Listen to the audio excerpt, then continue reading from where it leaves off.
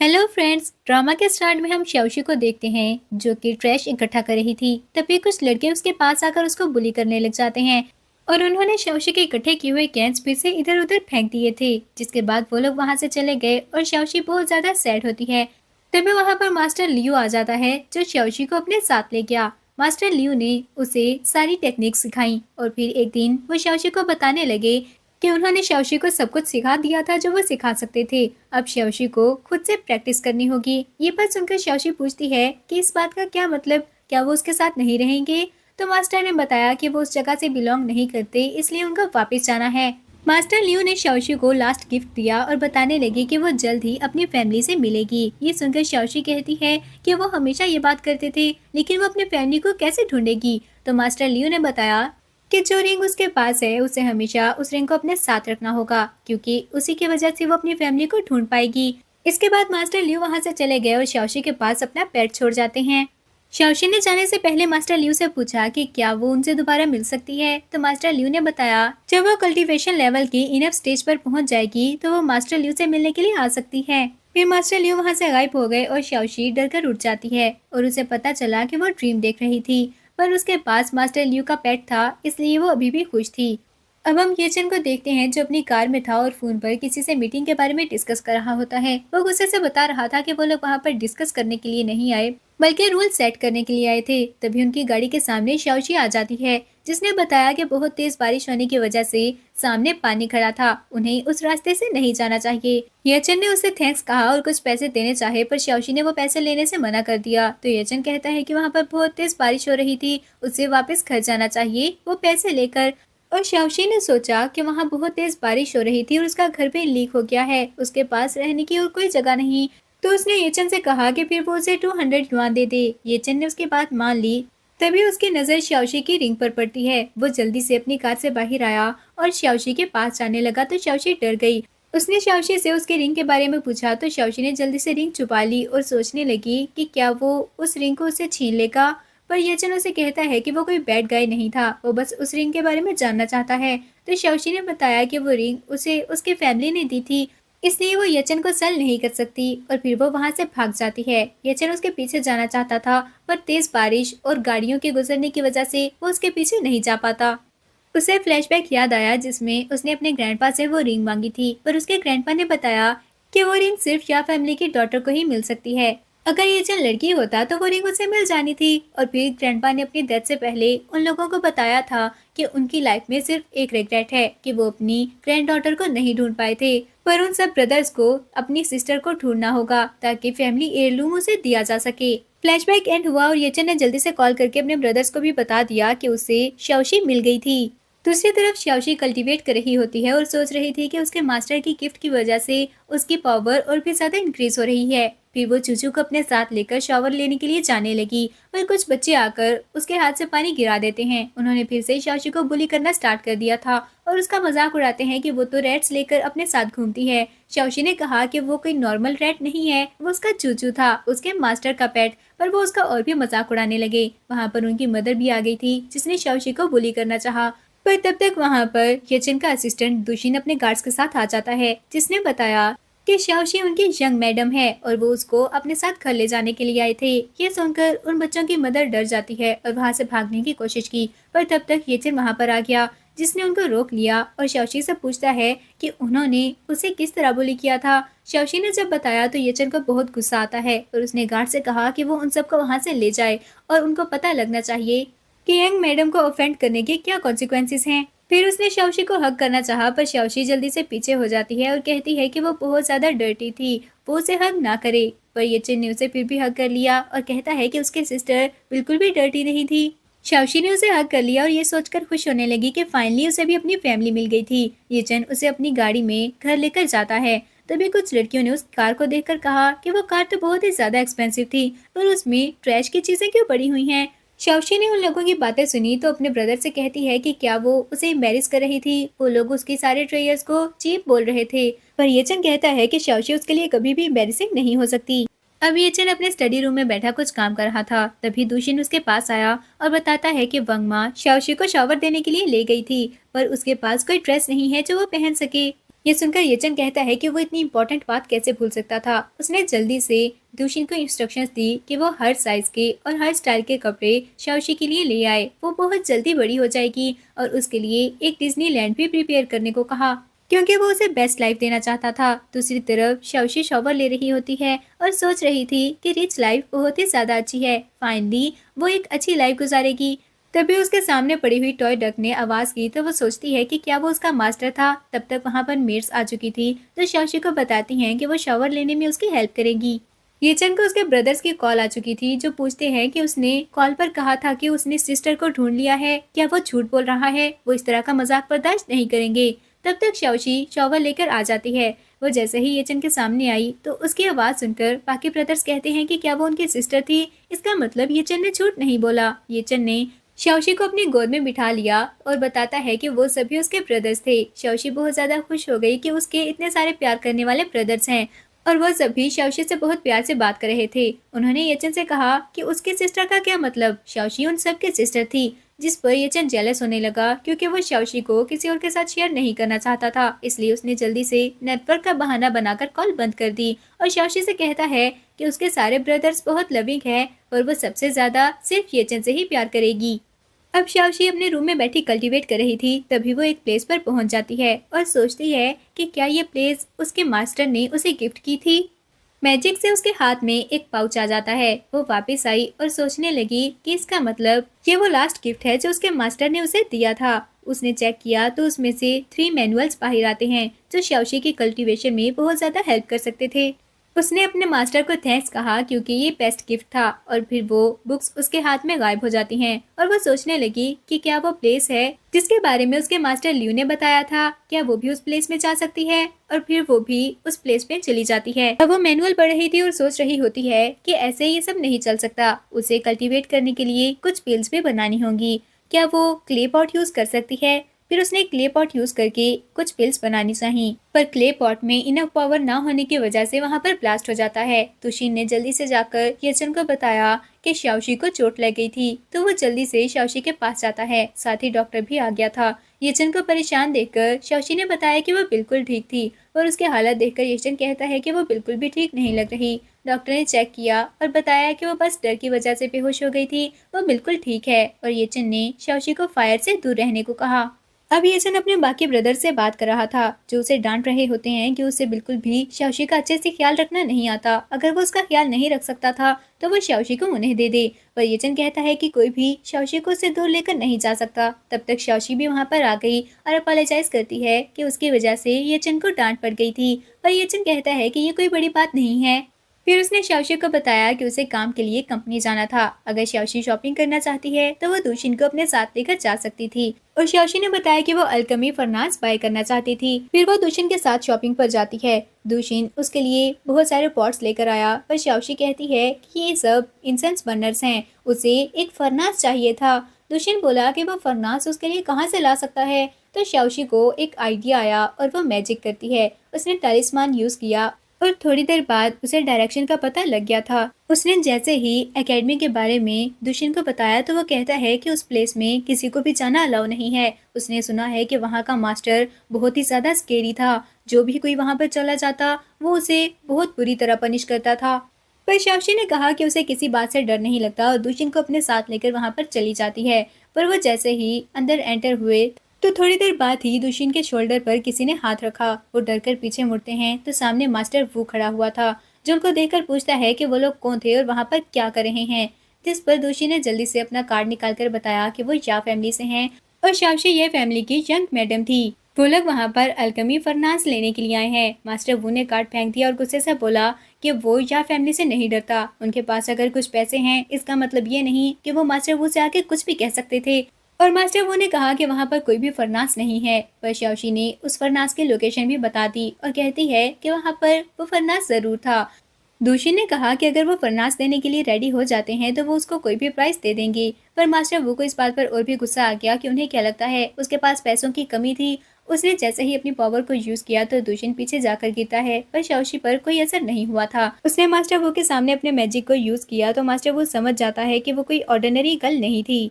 Master वो ने कहा कि उसके पास एक फरनास तो है, लेकिन वो बिल्कुल ट्रैश था। जिस पर शाओशी कहती है कि ऐसा नहीं है, वो ब्लैक गोल्ड से बना हुआ था। ये सुनकर मास्टर वो कहता है कि जब वो फर्स्ट टाइम फरनास लेकर आए थे तो उनके फ्रेंड्स ने उनका मजाक उड़ाया था कि वो ट्रैश उठाकर लाए हैं, पर उन्हें नहीं पता था कि शाओशी को इस बारे में भी पता होगा। वो उसे अंदर लेकर जाने के लिए रेडी हो गए और ये देखकर दूशिन भी खुश होकर उनके साथ जाने लगता है, पर मास्टर वू ने उसे वहीं पर स्टैचू बना दिया और कहते हैं कि वो वहीं पर खड़ा होकर शाओशी का वेट करे। शाओशी भी उसे वेट करने का कहकर मास्टर वू के साथ अंदर चली जाती है।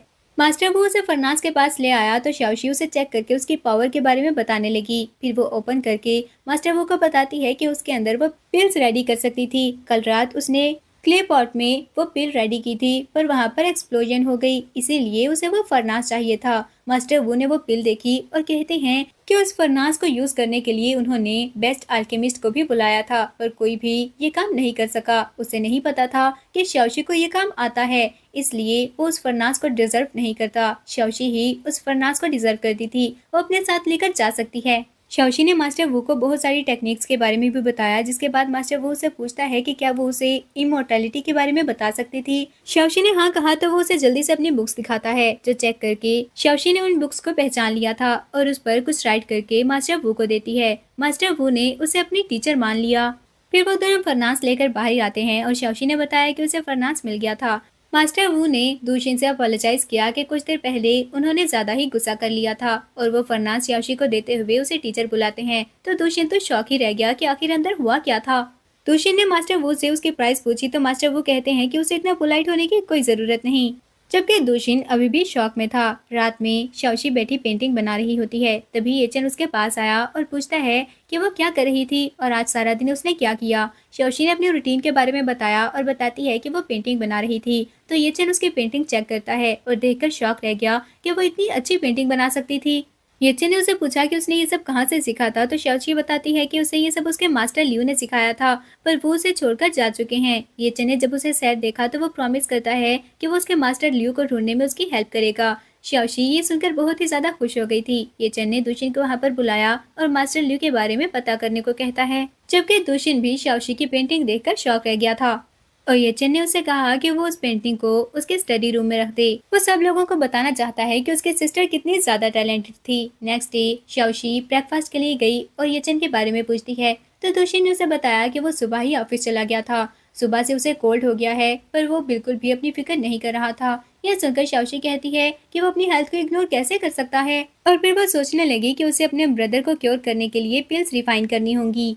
इसके बाद वो एक क्वाइट प्लेस ढूंढती है जहाँ पर कोई भी उसे ना देखे और किसी को पता ना लगे कि वो फिर से फायर को यूज करने की कोशिश कर रही थी, क्योंकि उसके ब्रदर ने उसे फायर से दूर रहने को कहा था। उसने पिल रिफाइन करने का फॉर्मूला चेक किया और सोचती है कि वो इंग्रेडिएंट उसे कहाँ से मिल सकते हैं। तभी चूचू सारे इंग्रेडिएंट लेकर उसके पास आ जाता है और वो खुश होते हुए बोली कि वो सच में मास्टर लियू का पेट था। फिर उसने पिल रिफाइन करना स्टार्ट कर दी और फरनास को चेक करते हुए कहती है कि उसके पास 12 पिल्स आ गई थी। ये उसके और उसके ब्रदर के लिए काफी हैं। फिर उसने उसमें से 2 पिल्स लेकर खा ली और कल्टीवेशन करने लगती है, जिसके बाद उसकी पावर और भी ज्यादा इंक्रीज हो गई थी। उसने सामने देखा तो चूचू बोल रहा होता है कि उसकी पावर बहुत ही ज्यादा थी, जिस पर शाओशी कहती है कि क्या वो भी उस पिल को ट्राई करना चाहता है। चूचू ने हाँ कहा तो वो उसको भी पिल खाने के लिए दे देती है। दूसरी तरफ हम येचन को देखते हैं, जिसका कोल्ड अभी भी ठीक नहीं हुआ था। तो शीन उसे हॉस्पिटल चलने को कहता है, पर उसने इग्नोर कर दिया और शाओशी के मास्टर के बारे में पूछने लगा।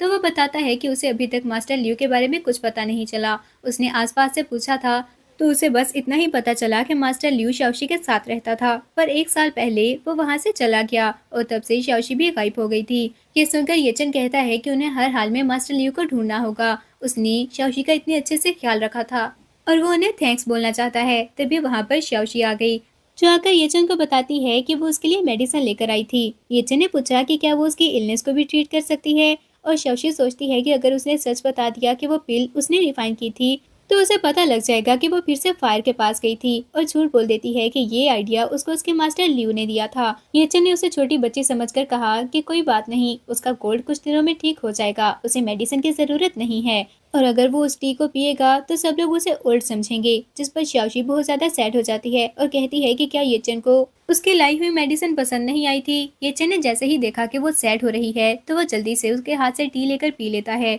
जिसके बाद वो शाओशी को बताता है कि अब वो अच्छा फील कर रहा था, पर तभी उसके मुंह से ब्लड आने लगा। तो शाओशी परेशान हो गई कि क्या उसने फॉर्मूला ठीक से यूज नहीं किया था। तुशिन उसे हॉस्पिटल चलने को कहता है, पर येचन ने कहा कि अब वो और भी ज्यादा बेटर फील कर रहा था। तुशिन को लगता है कि शायद वो सिर्फ शाओशी के लिए ऐसा बोल रहा था, पर येचन ने बताया कि वो बिल्कुल ठीक बोल रहा है। फिर शाओशी ने दुशिन से कहा कि क्या उसे भी अपनी लेफ्ट साइड पर पेन फील होता था और बाकी के सिम्टम्स बताए। तो दुशिन कहता है कि उसे इस बारे में कैसे पता लगा। तो शाओशी ने जल्दी से नीडल निकाली और कहती है कि कुछ इंजेक्शन से ही वो बिल्कुल ठीक हो जाएगा। अब हम मिस चंग को देखते हैं, जो अपनी असिस्टेंट वनिया से बोल रही थी कि यह फैमिली उनको हर जगह पीछे छोड़ देती थी, पर इस बार उन्हें हर हाल में यह फैमिली से जीतना है, वरना उनकी फैमिली कभी भी प्रोमिनेंट नहीं हो पाएगी।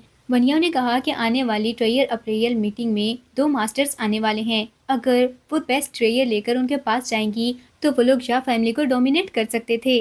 दूसरी तरफ येचन भी दुशिन से ट्रेयर मीटिंग के बारे में बात कर रहा होता है, पर दुशिन ने बताया कि उन्हें अभी तक कोई भी अच्छा ट्रेयर नहीं मिला था। शाओशी ने उनकी बातें सुनी और पूछती है कि वो किस बारे में बात कर रहे थे, तो दुशिन और येचन ने उसे भी बता दिया।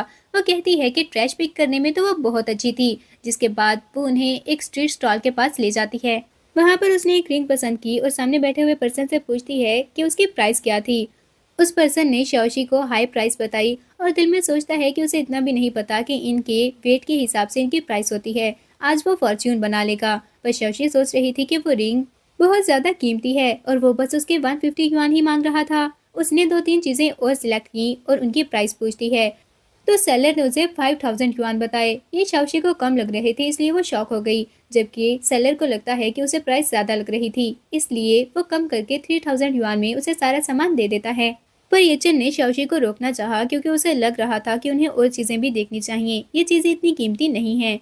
पर जब उसने शाओशी को सैड होते देखा तो वो उसकी बात मान जाता है, क्योंकि वो उसे बस खुश करना चाहता था। जबकि दुशिन सोच रहा होता है कि इवन मास्टर वू ने भी शाओशी को अपनी टीचर मान लिया था। इसका मतलब है कि उसकी सिलेक्ट की हुई चीजें आम नहीं हो सकती।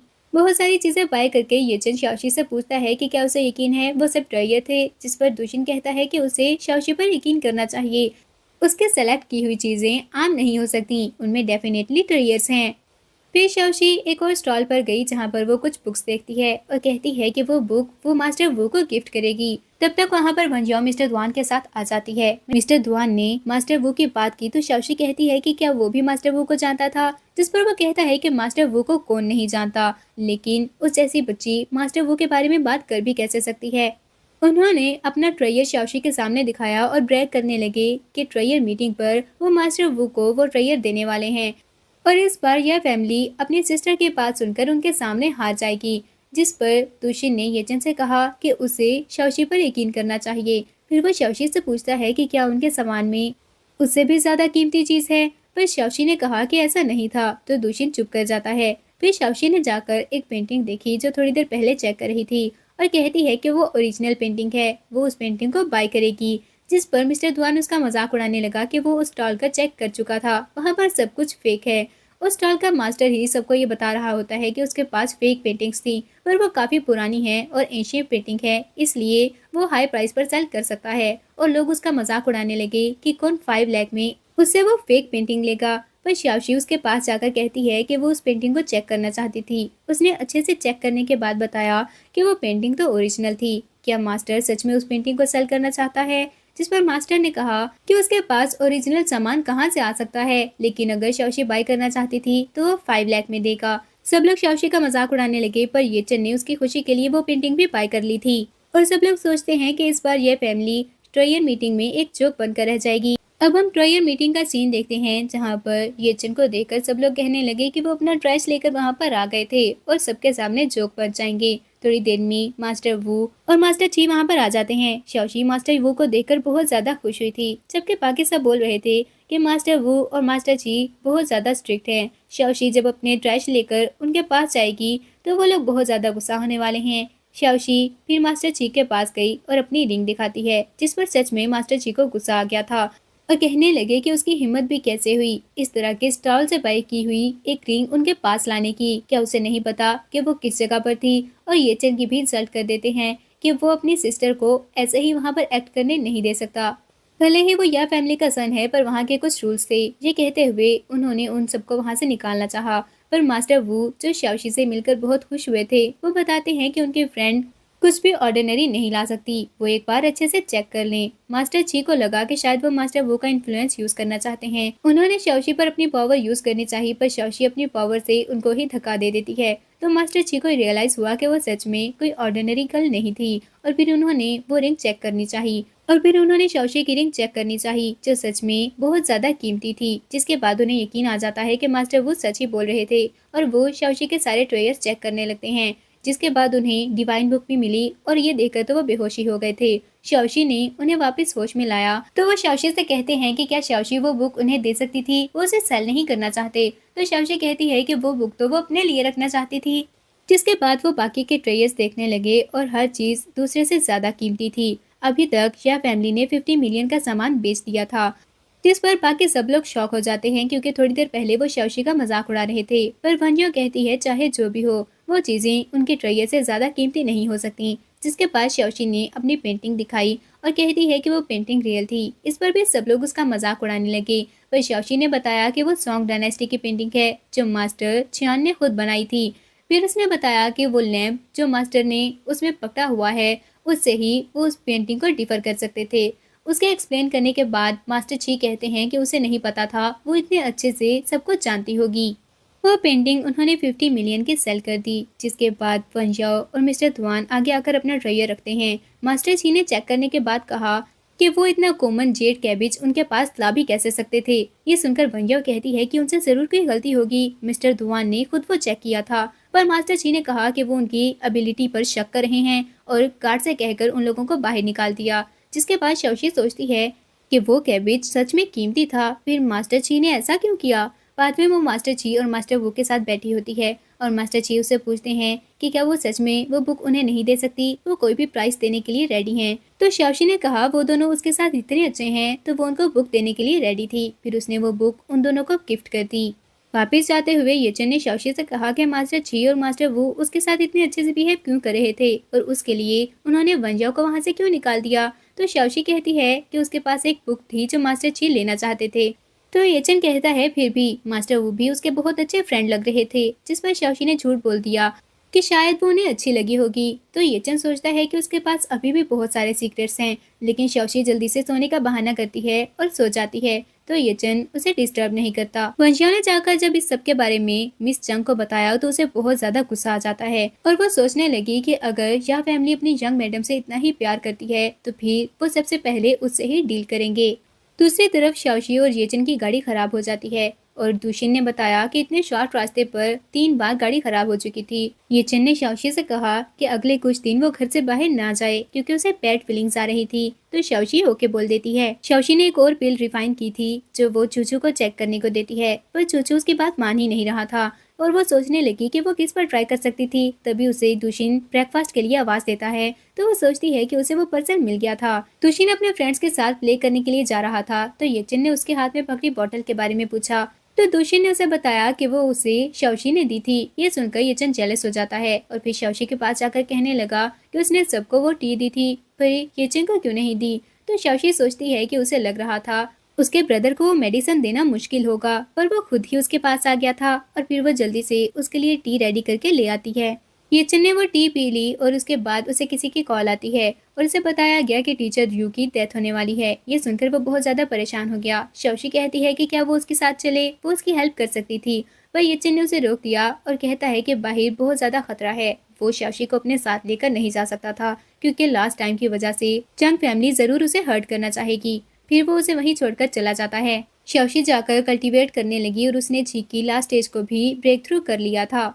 उसके पास अपने मास्टर की पावर आ चुकी थी। उसने डिफेंस को भी ट्राई किया, और सोचती है कि अब बाहर जाने में कोई खतरा नहीं, पर पहले उन्हें मास्टर वू से जाकर मेडिसिन के लिए इंग्रेडिएंट्स लेने होंगे। वो माउंटेन पर पहुंची और कहती है कि वो रास्ता बहुत लंबा था, उसे नहीं पता कि वो वहां से कैसे निकले। तभी उसने चूचू को देखा, जो उसकी हेल्प कर रहा था। फिर वो मास्टर वू के पास पहुंची, जिसने सारे इंग्रेडिएंट्स रेडी कर रखे थे। शाओशी ने वो इंग्रेडिएंट्स चेक करने के बाद मास्टर वू की राइटिंग चेक की, तो मास्टर वू बताते हैं कि वो अपने ग्रैंड चिल्ड्रन के लिए ब्लेसिंग लिख रहे थे, जिस पर शाओशी ने कहा कि ये सब यूजलेस है, क्योंकि मास्टर वू ने उसके दिए हुए पिक्चर्स को फॉलो नहीं किया था। तो मास्टर वू ने कहा कि वो टालिस्मान बनाना बहुत ही ज्यादा डिफिकल्ट है, तो शाओशी ने ड्रॉ करने में मास्टर वो की हेल्प की और इंग्रेडिएंट्स लेकर वहाँ से चली जाती है, लेकिन कुछ लोग उसे किडनैप करके अपने साथ ले गए। वो लोग शाओशी को एक सैक में बंद करके एक जगह पर ले जाते हैं और सोचते हैं कि उसे अब वहीं छोड़कर उन दोनों को चले जाना चाहिए। उसे उठाना बहुत ही ज्यादा मुश्किल था, पर वो जैसे ही जाने लगे तो शाओशी सैक से बाहर आते हुए कहती है कि उनको शर्म नहीं आती एक छोटी सी बच्ची को किडनैप करते हुए। उसे देखकर वो दोनों शॉक रह गए और सोचते हैं कि उसके हाथ पांव तो उन्होंने बांधे थे और उसके मुंह में भी कपड़ा दिया था, फिर वो इतनी आसानी से बाहर कैसे आ सकती है। उन्होंने फिर से शाओशी को बांधना चाहा, पर शाओशी ने उन दोनों को मारना स्टार्ट कर दिया। वो अपने पावर को यूज करते हुए उन दोनों की अच्छी खासी धुलाई कर देती है। वो दोनों अब उसे बैक करने लगे थे कि शाओशी उनको जाने दे, तो शाओशी ने कहा कि वो लोग उसे 3 दिन तक बगैर खाना दिए वहाँ पर रखना चाहते थे। क्या उनको शर्म नहीं आती? वो लोग बता दें कि उनको किसने भेजा है। फिर उन्होंने बता दिया कि उन्हें वैंग फैमिली की डॉटर वनिया ने वहाँ पर भेजा है। तो शाओशी ने उन दोनों के आईडी कार्ड्स की पिक ले ली थी और फिर से अपने मैजिक उन पर यूज करके उन दोनों को बेहोश कर देती है। चूची ने उसे बताया कि वहाँ पर एक बीम है, जिसको देखकर शाओशी सोचती है कि वो तो बहुत 1000 ईयर्स पुरानी है, लेकिन क्या वो उसे अपने साथ लेकर जा सकती थी? चूचू ने बताया कि वो बीम मास्टर तोंग की है, लेकिन उन स्कैमर्स के हाथ लग गई थी और अब वो उन्हें प्रोटेक्ट नहीं करना चाहती, इसलिए शाओशी उसे अपने साथ लेकर जा सकती है। शाओशी ये सुनकर खुश हो गई और फिर वो बीम साथ लेकर वहाँ से चली जाती है। दूसरी तरफ ये चंद दोशिन के साथ खड़ा उस होल के पास सोच रहा था कि शाओशी वहां से भाग कर गई थी। दूशिन जो खुद भी कंफ्यूज था वो हाँ कहता है, तो येचन ने कहा कि वो फौरन से शाओशी को ढूंढने के लिए एक टीम भेजे। दूशिन वहां से जाने लगा, पर तब तक शाओशी वापस आ जाती है। येचन ने जल्दी से उसे बाहर निकाला और पूछने लगा कि वो वहाँ क्या करने गई थी, तो शाओशी जल्दी से बताती है कि वो अपने फ्रेंड से मिलने गई थी, क्योंकि घर पर रहकर वो बहुत ज्यादा बोर हो चुकी थी। उसने येचन को कुछ कहने का मौका ही नहीं दिया और कहती है कि उसका ब्रदर सबसे ज्यादा अच्छा था, जिस पर येचन बोला कि जब उसके बाकी ब्रदर्स फ्यूचर में उसे मिलेंगे तब भी वो सिर्फ येचन को ही सबसे ज्यादा लाइक करे। नेक्स्ट डे मंचाओ येचन को खड़ा डांट रहा होता है कि वो अच्छे से शाओशी का ख्याल भी नहीं रख पाया, इससे अच्छा है कि वो शाओशी को अपने साथ ले जाए। शाओशी ने जब ये देखा तो जल्दी से येचन के सामने जाकर खड़ी हो गई और गुस्से से कहती है कि वो उसके ब्रदर को नहीं डांट सकता। उसे देखते ही वंचाओ ने जल्दी से उसे उठा लिया और उसके चीक पर किस करता है। शाओशी, जिसको अभी तक उसके बारे में नहीं पता था, वो मुंह बनाते हुए येचन से बोली कि वो उसके किस कर रहा था। फिर वेंचाओ ने उसे बताया कि वो उसका फोर्थ ब्रदर है। ये सुनकर शाओशी बहुत ज्यादा खुश हो गई कि उसे एक और ब्रदर मिल गया था।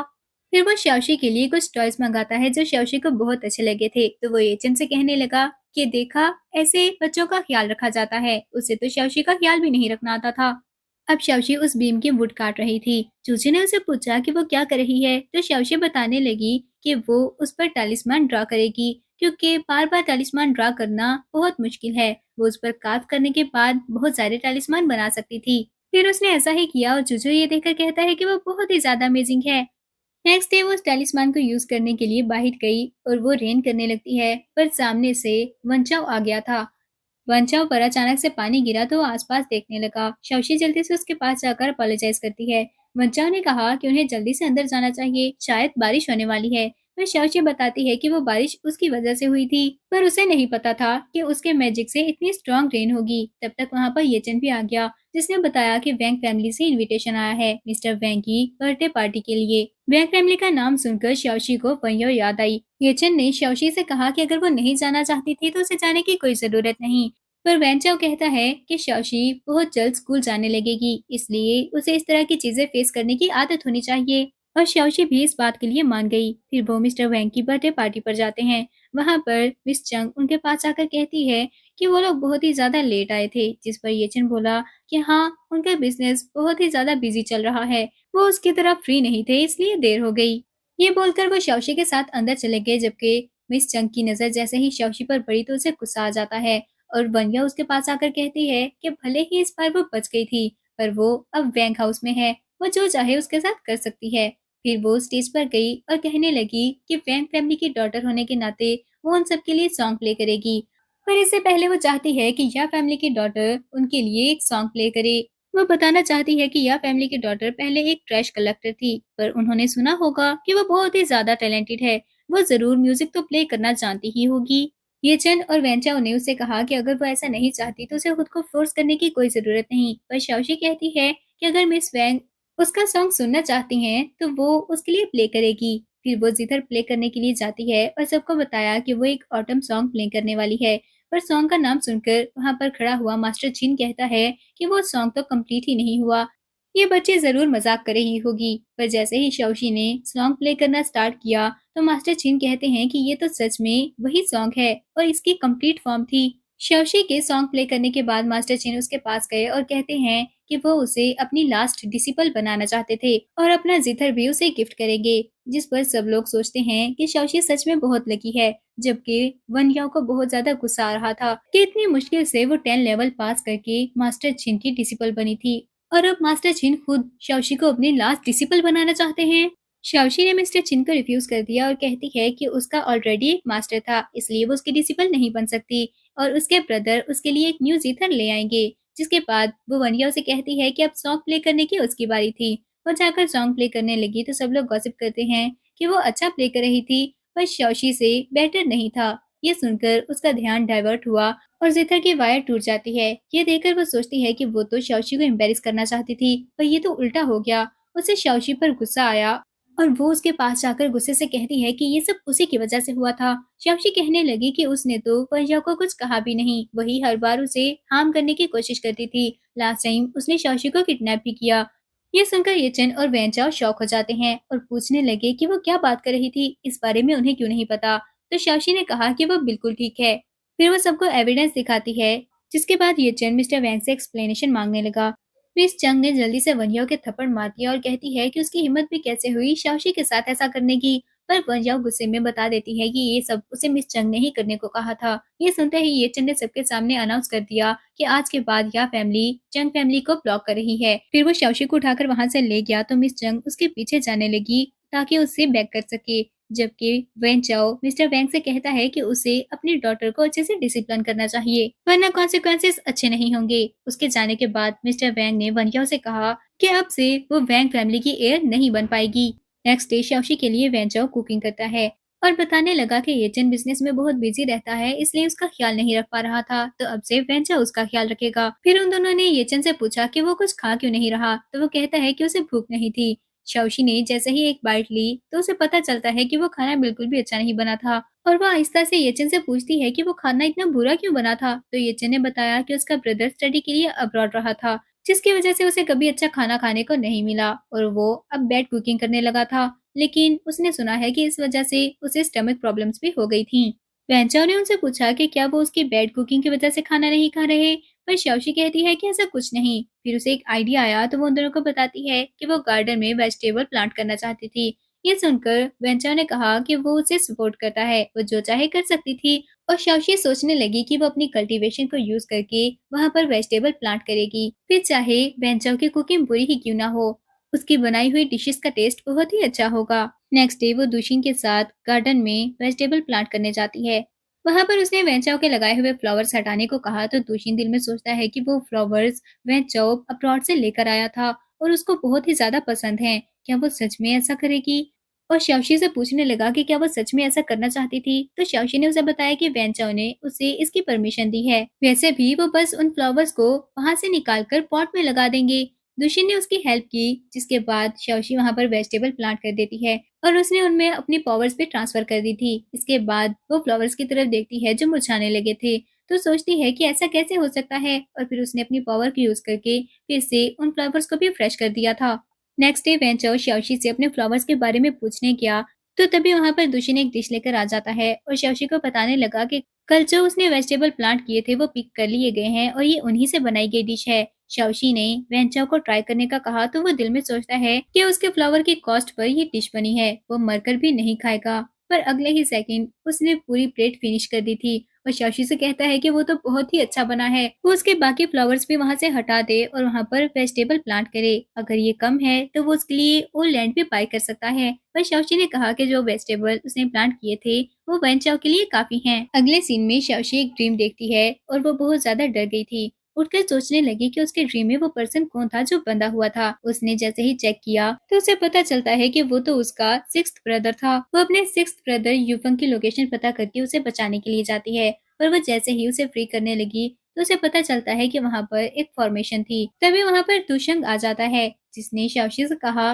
कि वो उसके गुड डीड्स को खराब करना चाहती थी। आज वो उसके और उसके ब्रदर के ब्लड को यूज करके गोल्डन कोर कल्टीवेशन को ब्रेक थ्रू कर लेगा। पर तभी वहाँ पर खारन आ जाता है। खारन ने आकर शाओशी को बचा लिया और उसको देखकर तो शाओ बहुत ज्यादा डर जाता है। खारन ने उसे कहा कि वो बैड डीड्स को यूज करके कल्टीवेशन मास्टर बनना चाहता था, इसलिए आज वो उसे खत्म कर देगा। ये कहते हुए उसने तुशाओ को मार दिया। शाओशी खारन का नेम सुनकर समझ जाती है कि वो उसका फिफ्थ ब्रदर था।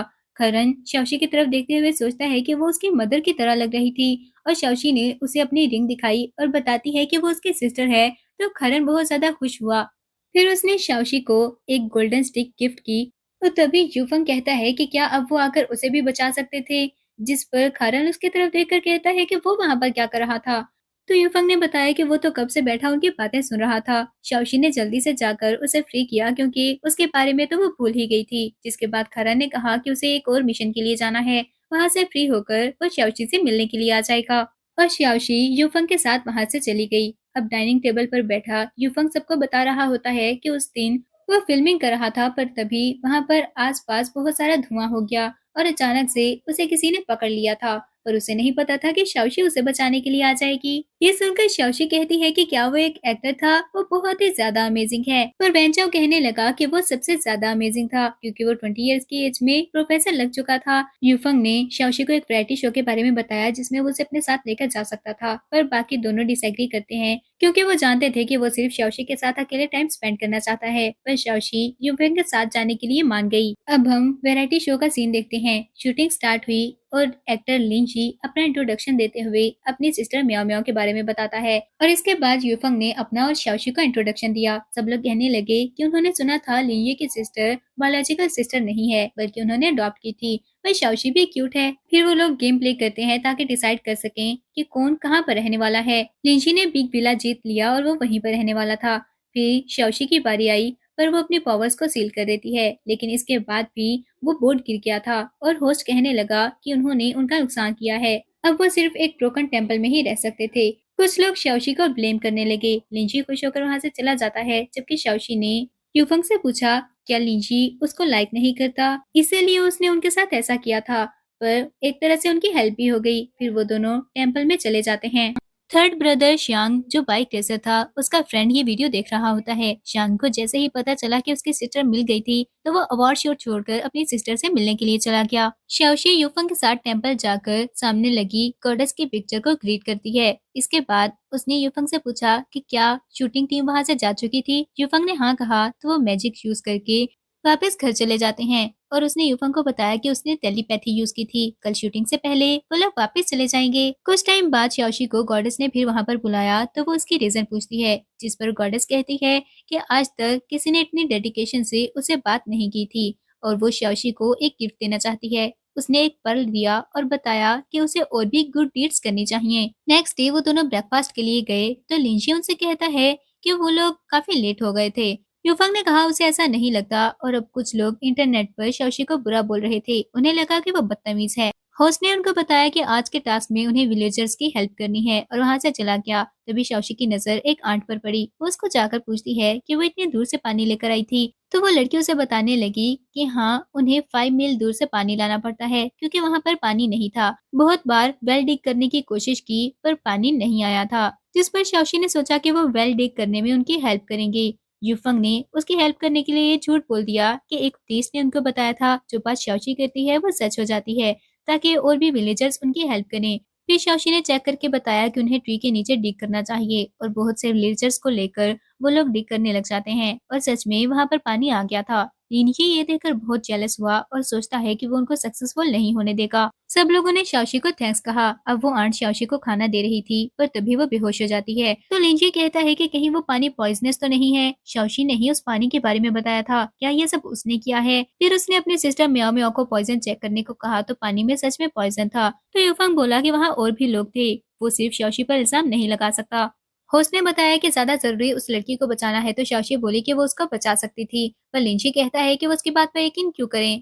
तभी वहां पर श्यांग पहुंच गया और कहता है कि जो भी होगा वो उसके लिए रिस्पॉन्सिबिलिटी लेने को रेडी है। जिसके बाद शाओशी ने उसको एक पिल खिलाई और कहती है कि ड्रग स्ट्रांग होने की वजह से वो बेहोश है, पर कुछ देर में होश आ जाएगा। इस पर लिंशी कहता है कि हो सकता है उसने कुछ गलत कर दिया हो। क्या वो लड़की ठीक है, इस बात को टेस्टिफाई कौन करेगा। तभी वहाँ पर एट्थ ब्रदर चिलिन आ गया और कहा कि वो टेस्टिफाई कर सकता है। होस्ट ने उनको देखकर कहा कि वो टॉप मेडिकल डॉक्टर में से एक है। चिलिन ने उस लड़की को चेक किया और बताने लगा कि शौशी ने ठीक कहा था। लिंजी बोला कि शायद वो अपनी बहन को बचाने की कोशिश कर रहा हो, पर चिलिन बोला कि वो किसी की लाइफ के साथ नहीं खेल सकता। उसने उस पॉइजन को चेक किया था, वो काफी स्पेशल है। उसको टच करने के कुछ और बाद ही पर्सन के हैंड रेड हो जाते हैं और लिंजी के हाथ पर रेड कलर का निशान था। लिंजी ने सारा इल्जाम म्याओ म्याओ पर डालना चाहा तो शौशी कहती है कि वो उसकी केयर नहीं करता, इसलिए उसे सच बता देना चाहिए। तो म्याओ म्याओ ने बता दिया कि ये सब उसके ब्रदर ने किया था। वो गुस्से से म्याओ म्याओ को मारने लगा, पर होस्ट उसे पकड़कर ले जाता है। जिसके बाद शौशी ने म्याओ म्याओ से कहा कि वो उसके लिए एक और अच्छा ब्रदर ढूंढ देगी।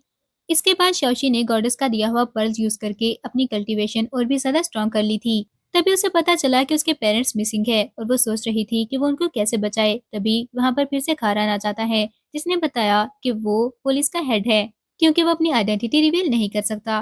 फिर उसने शाओशी को एक स्पेस रिंग दी और कुछ और गिफ्ट्स देता है।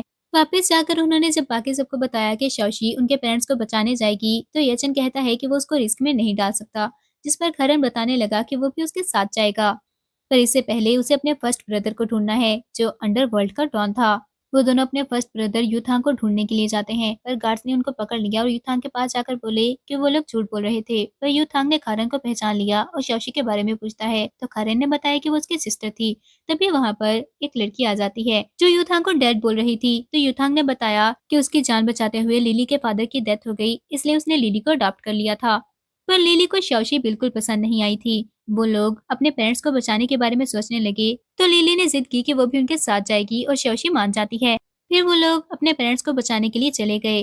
डोर ओपन करने के लिए शौशी फॉर्मेशन यूज करने लगी, पर लिली जानबूझकर उसके तरफ स्टोन फेंकती है। खारन ने ये सब देख लिया और यूथांग के आते ही उसे भी बताता है कि वो शौशी को हार्म करना चाहती थी, पर लिली ने कहा कि उसे गलती से हो गया। फिर वो लोग अंदर जाकर अपने पेरेंट्स को बचाते हैं, जो शौशी को देखकर बहुत खुश हुए थे और उन्होंने बताया कि ये सब उनके ब्रांच के कुछ लोगों ने ही किया था। वो सब घर गए तो बाकी ब्रदर्स शाओशी को हेल्दी देखकर बहुत खुश होते हैं। नेक्स्ट डे सबने शाओशी के लिए कुकिंग की थी और उसका सेकंड ब्रदर भी आ चुका था।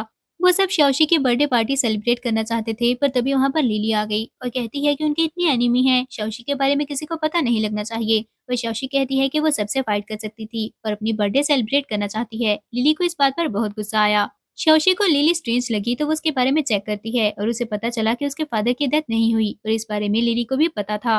नेक्स्ट डे लिली ने आकर शौशी को बताया कि गलती से उसका जिथर टूट गया है, लेकिन शौशी ने जब उसे कंपनसेशन मांगा तो वो गिरने की एक्टिंग करते हुए कहती है कि शौशी ने उसे धक्का दिया था। शौशी ने सबको सच बताया और खारन भी वीडियो दिखाते हुए बताता है कि लिली शौशी को हार्म करना चाहती थी। जिसके बाद शौशी ने ये भी बता दिया कि उसका फादर जिंदा है और इस बारे में वो जानती थी। तब तक उसका फादर भी आ गया। उसको देखकर यूथा खुश होता है, पर लिली उसके साथ नहीं जाना चाहती थी क्योंकि यूथांग बहुत ज्यादा पावरफुल था और वो उसकी डॉटर बनना चाहती थी, पर उसका फादर जबरदस्ती उसे अपने साथ ले जाता है। फिर सब लोग बर्थडे पार्टी के बारे में सोचने लगे और शौशी के बर्थडे पर सबने उसे बहुत सारे गिफ्ट्स दिए और वो अपने मास्टर लियू से कहती है कि वो अपनी फैमिली के साथ खुश रहेगी और इसी के साथ ड्रामा की एंडिंग हो जाती है।